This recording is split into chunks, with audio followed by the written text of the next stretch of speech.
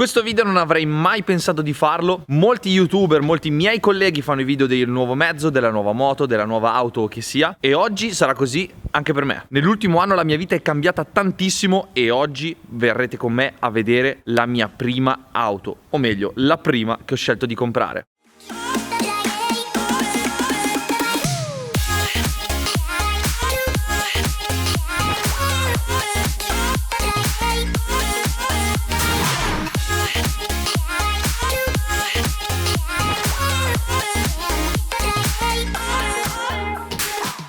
Prima di andare però dobbiamo fare alcune considerazioni.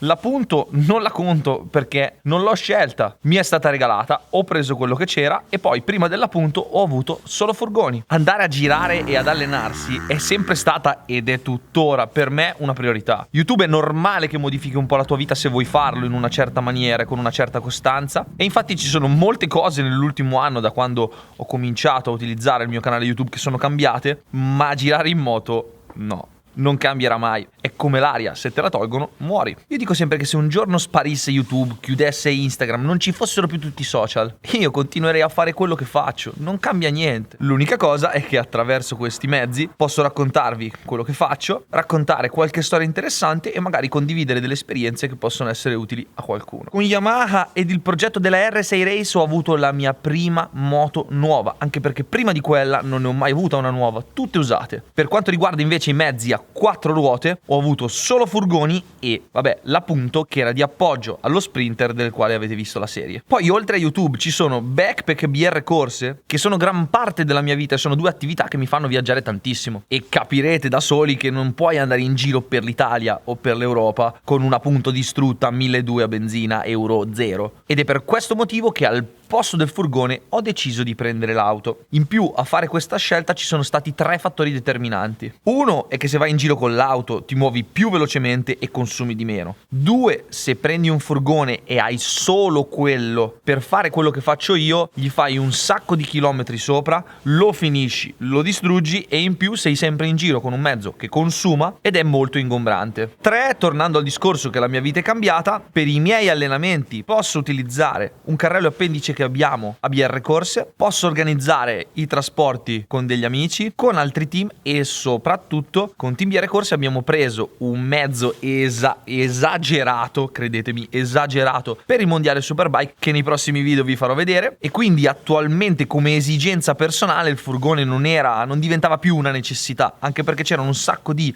altre opzioni da poter sfruttare. Adesso però basta, andiamo in officina dal mio amico Fabio perché la macchina che ho preso, anche se tenuta molto bene, voglio fargli un check up, cambiare alcuni pezzi e riportarla ad uno stato seminuovo in maniera che non debba più avere preoccupazioni e possa andare in giro tranquillo.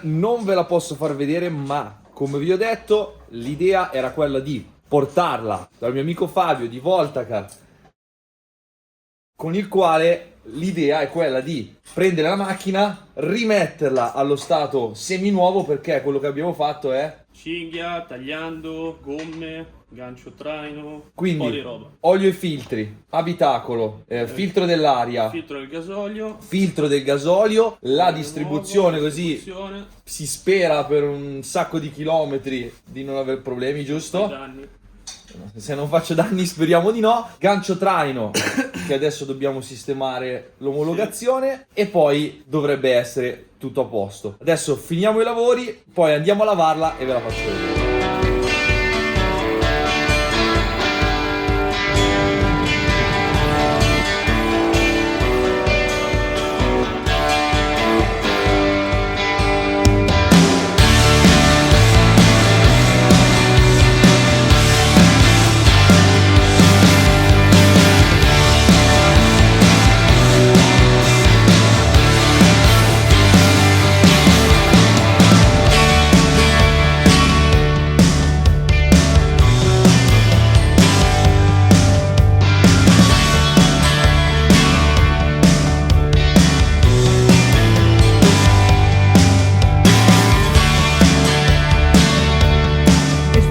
la macchina l'avete vista ed è praticamente perfetta. Anche qui nel basso della carrozzeria non c'è praticamente nemmeno un graffico. I fari sono perfetti, non sono sbiaditi, non sono ingialliti, e anche qui davanti, dove prende sempre aria, la carrozzeria è veramente in ottimo stato. Il motore invece,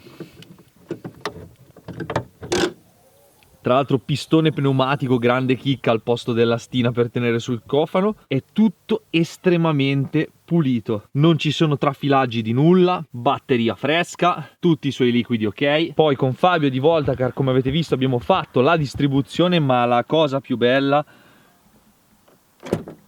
le portiere sono pesantissime e soprattutto scorrono da paura. Volvo ha sempre fatto delle grandi macchine. Ecco, questo è un piccolo danno, si è consumato un po' il tappetino, ma si può cambiare. Guardate gli interni, il telefono lo spostiamo,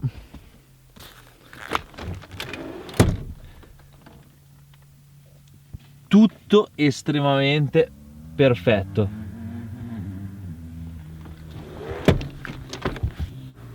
Nel baule, essendo l'edizione Black Edition, questo modello particolare di Volvo C30 ha la cappottina rigida, che è un pochino più bella del telo che si tira. Spazio non ce n'è tantissimo, però una cosa della quale mi sono meravigliato è che, uno, per togliere la cappottina ci sono 4 sganci rapidi e viene via in un secondo, e due, quando abbassi i sedili posteriori c'è un sacco di spazio, molto più di quello che credessi, anzi è molto di più dell'appunto. L'unico problema è che, avendo i fianchi molto larghi ma l'imbocco del baule un po' stretto, ad esempio per mettere la bicicletta faccio un po' più di fatica, però di spazio alla fine dentro ce n'è di più. Cerchi in lega con le razze sottili e freni a vista sono esagerati, ma veramente esagerati, e soprattutto sono tenuti molto bene, nonché puliti. C'è che l'accendiamo e andiamo a fare un giro.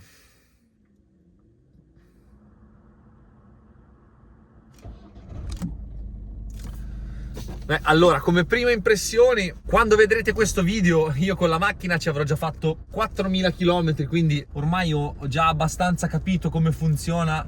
A few moments later. E quali sono i grossi punti di... Sistemi di sicurezza è dotata? Beh, certo, metti che fai un incidente grave, sposti il piantone e ti salvi la vita. Vantaggio. It's been a long day. E così qualcuno che ha guardato da lassù sapeva che ero ingenuamente distratto e che ero intento nel raccontarvi la macchina, così ho avuto culo di prendere il palo con il gancio. So che un culo del genere non capita tutti i giorni e che non ricapiterà mai più, ma va bene così. Allora, adesso andiamo a fare un giro, cintura, e come prima impressione, allora, quando vedrete questo video io avrò già fatto con la macchina circa 4.000 km, quindi ho già bene capito come va e quali sono i grossi vantaggi. Non posso dire svantaggi perché rispetto all'appunto non ci sono svantaggi, nessuno. Questo video lo sto registrando con il telefono appeso nel suo supporto da auto e senza microfoni particolari, appunto perché volevo che si sentisse la qualità del silenzio che c'è qua dentro. Questa macchina è coibentata da paura, è super silenziosa, e a livello di audio, quando tu parli con le persone a fianco anche in autostrada a 140 all'ora, non è per niente rumorosa. Il motore, ecco, questo ho fretta, il motore 1.600 diesel D2 è molto regolare e non urla per niente. Infatti il comfort in autostrada è esagerato. Con l'appunto prima mi sembrava sempre di viaggiare in un'auto da rally, ma non con le prestazioni di un'auto da rally. Poi il precedente proprietario, che tra l'altro devo dire ha tenuto la macchina molto bene finché non trovo le magagne, no scherzo, non si può dire che sia un'auto tenuta male,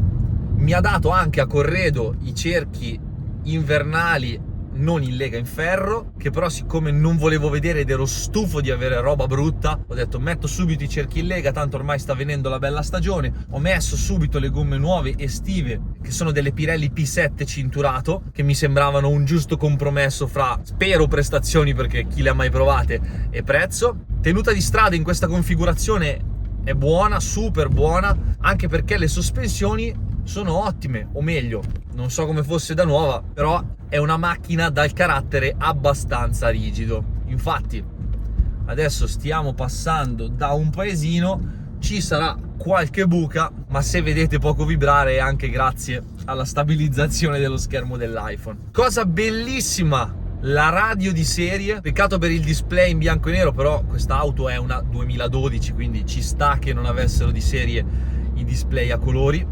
Però nonostante la data di produzione si collega da paura al mio telefono, che è un telefono moderno. Il Bluetooth con il quale si parla al telefono è di qualità immensa, o meglio, non devi urlare per parlare e si sente benissimo, anche perché le casse, io non sono un tecnico dell'audio, ma fanno paura. Le casse di serie fanno paura, unito al fatto, come ho detto prima, che è coibentata benissimo e dentro è silenziosa, quando ascolti la musica è super piacevole. Poi una delle cose che mi ha lasciato più contento di questo acquisto sono i consumi. Con la Punto andavo in giro consumando dai 10 ai 12 km con un litro, mentre qua parliamo di dai 18 ai 20 km con un litro.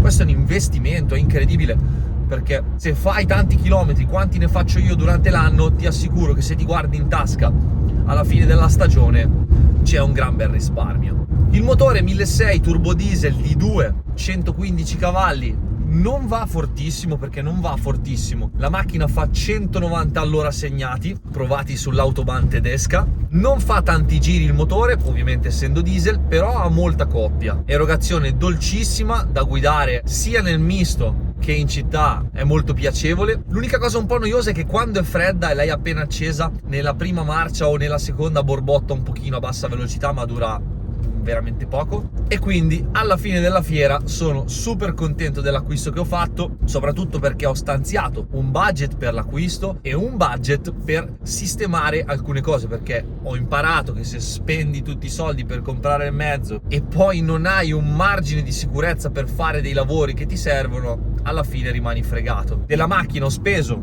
5.500 euro più le gomme, il tagliando da Fabio, il gancio traino, il cruise control in Volvo, e adesso comunque alla fine di questi lavori la macchina è perfetta, pronta per andare in giro con il suo gancio traino, e speriamo che non mi dia nessun problema. Io spero che questo video vi sia piaciuto, spero che quando la vedrete in pista farete più attenzione ad aprire la portiera se avete parcheggiato di fianco a me e se magari state comprando un'auto e avevate in mente un budget come quello che ho speso io, fatemi sapere se può essere una buona idea per voi. Noi ci vediamo al prossimo video o in pista, e sicuramente arriverò più rilassato. Ciao!